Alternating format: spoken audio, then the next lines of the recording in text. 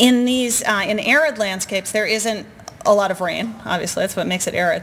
And as a result, the plants need help breaking down, unlike here. They need these animals to break them down in their rumens and to stamp them into the ground and to really work the land. So the way that it worked was that these large grazing herbivores would travel in large herds for the sake of safety. And when they arrived in a place, they would cause a huge disturbance to that place. But then, really for their own sake, for their own self-preservation, they would leave that area for a long time in order to allow the plants to regenerate so that then they could come back and eat them again. Now, enter farming. You get rid of the wild herds and you replace them with domesticated livestock who are not ranging over such a wide area, much smaller area. Essentially, they are sedentary, and this symbiosis, this cycle, is lost. And essentially what happens is that the plants in the arid landscape start just sort of oxidizing and dying off without really being used. And the whole ecosystem, right down to the microorganisms in the soil, start dying off because of too much rest. So the idea that Savory came up with was to use herds of livestock like wild animals. You concentrate them and you graze an area hard and then you leave it to regenerate. And the result of this is that it greatly increases the organic matter in the soil, which improves everything from the hydrology to the microbiology, and it can transform land. And so that's what happened with Tony. He comes back from Battle Mountain and he starts practicing holistic management, and the carrying capacity of his land in Wyoming more than doubles. He actually has to find a way to get double the number of animals so that he can effectively work this land because it's become so productive. Now, most ranchers in the West are afraid of changes like this, and I don't blame them because life to them already feels so fragile. The thought of questioning the status quo feels dangerous. But it comes back to what Richard Manning said. You learn to move or you die.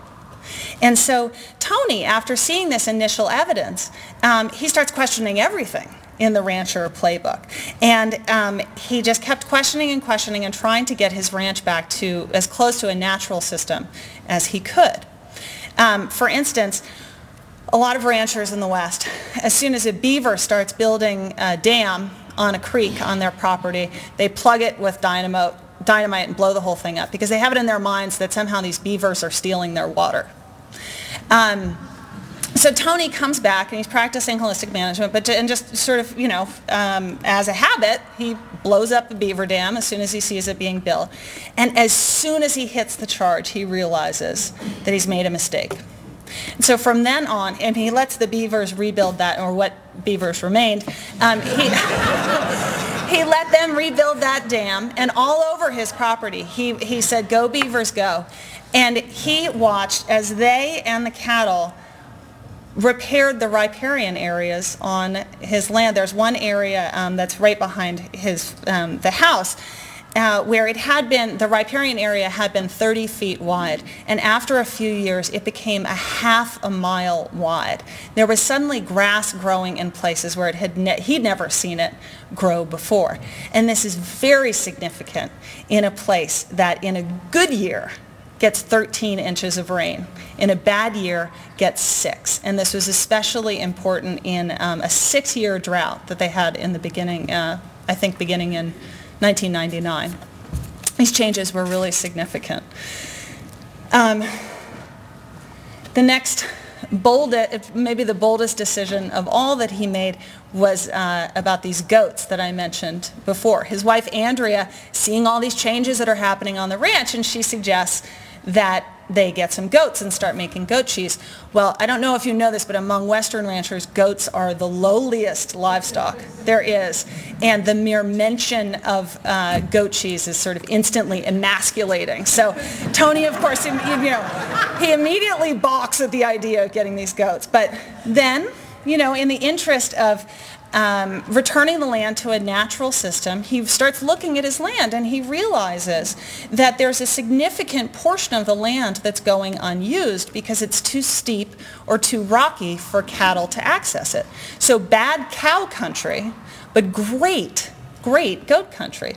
So they get a herd, and Andrea starts making cheese, and when she goes out of town, Tony will even, under duress, milk them.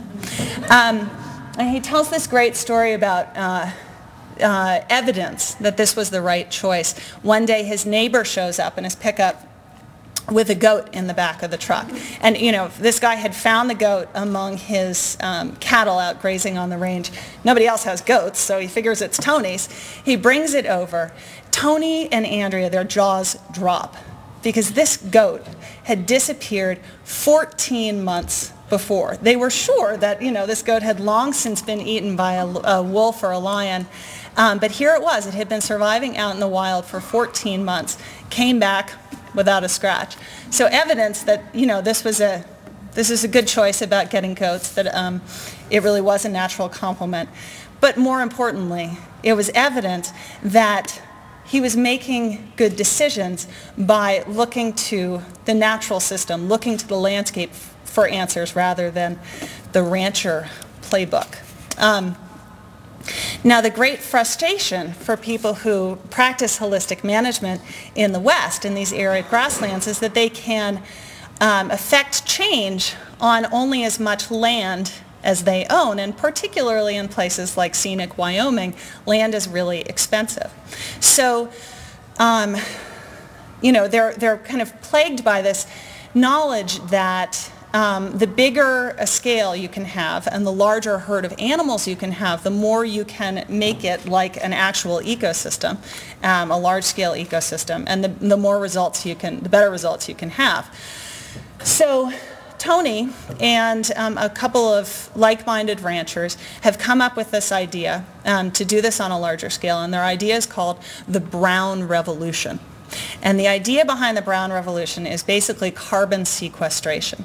Another benefit of holistic management, of bringing all this returning all this organic matter to the soil, is that it vastly increases the land's ability to sequester carbon from the atmosphere.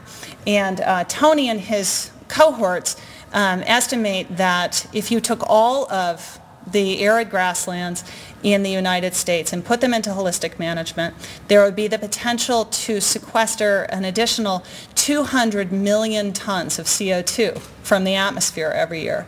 Now you think about, they're prone to thinking big, then they say, a third of the of the Earth's surface is these arid grasslands. And a lot of them are not being used to their potential, their full potential. Many of them aren't being used at all. So let's go and do this. So they have rounded up some investors to help them reclaim some large-scale tracts of land. And it looks like they are just about to go ahead with their first project, which is 20,000 acres in northwest South Dakota, and where they're ultimately going to run 5,000 head of cattle. And their goal is threefold. It's improving the productivity of that land, and improving the sort of the local economy. If you've been to northwest South Dakota lately, you'd see that the economy is not doing so well, nor is much of the land. Second goal, of course, to sequester carbon. And the third goal, to provide good grass-fed meat on a large scale rather than feedlot meat. So, actually, sorry, I forgot to say one thing about Tony. Sum it all up. If you think back to what happened? Did I do that? If you think back to that guy in Battle Mountain, Nevada, who was, the rancher from the Bad Country song, just trying to figure out how to get himself out of debt. And then you think about who Tony is now. That is a profound transformation. What he's done is redefine what it means to be a rancher. And he's become not just a rancher, but a leader. We're going to come back to that. But the next story that I'm going to tell is about the Podol family, which Rita mentioned. They're one of the 3 stories in my book, Deeply Rooted. In the center is Teresa. To the right is her husband, Dan. And on the left is Dan's brother, David. And together they make up Prairie Road Organic Farm.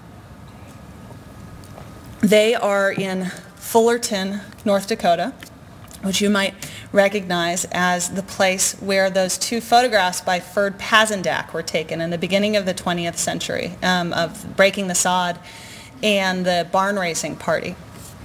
Well, Fullerton, North Dakota has become the belly of the beast in terms of industrial commodity agriculture. It is now corn and soybeans, and to some degree wheat, as far as the eye can see. They have a neighbor there who farms 10,000 acres over several counties, 10,000 acres of crops.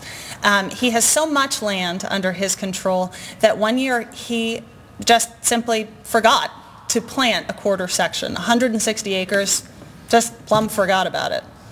So on this new frontier, the Podols are this sort of new kind of pioneer. And what struck me right from the first time that I met them is that they don't subscribe to this definition of what it means to be a farmer that everybody else around them seems to. Instead of limitations and impotence, what they see and feel in their work as farmers is possibility.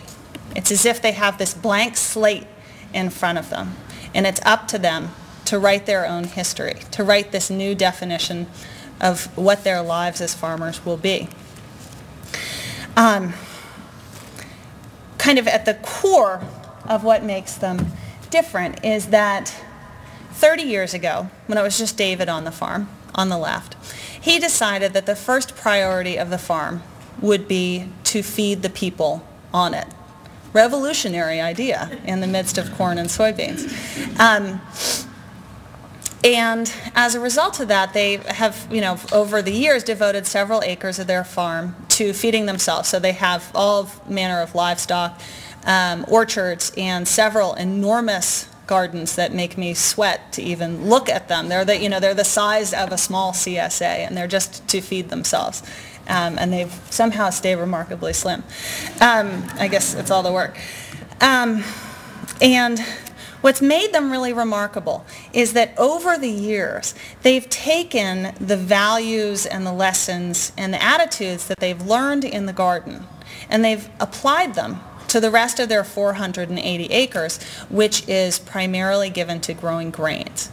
Now, if you're growing grains on a commodity scale, there seems to always be this, at least as I see it, have never done it myself, but as I see and hear about it from other people, there's this sort of voice whispering in your ear that you can't possibly know all that needs to be known, that you must have help from outside, that the solutions will not come from you alone. The difference with the Podols is that because they had this experience in the garden, they thought differently. In the garden, you solve your problems yourself. If you don't know what to do, you figure it out. And one manifestation of that for them is that they had, a long time ago, decided that they wanted to stop buying seeds and that they would start saving their seeds. And in time, as much as they could. And in time, they started breeding their own varieties of plants. And over time they came up with, I think, roughly 10 varieties that were unique to their place, perfectly adapted to their place. So they have tomatoes, watermelon, squash, onions, corn, that are all their own unique varieties. So then when they were encountering trouble on the rest of their farm in the grain part, they had this precedent. They had a different approach to solving it. And that's, I'm going to read a short piece from the book about that. I'll give you the background. If you're reading this in the book, what you read first is that climate change has arrived in their part of southeast North Dakota. And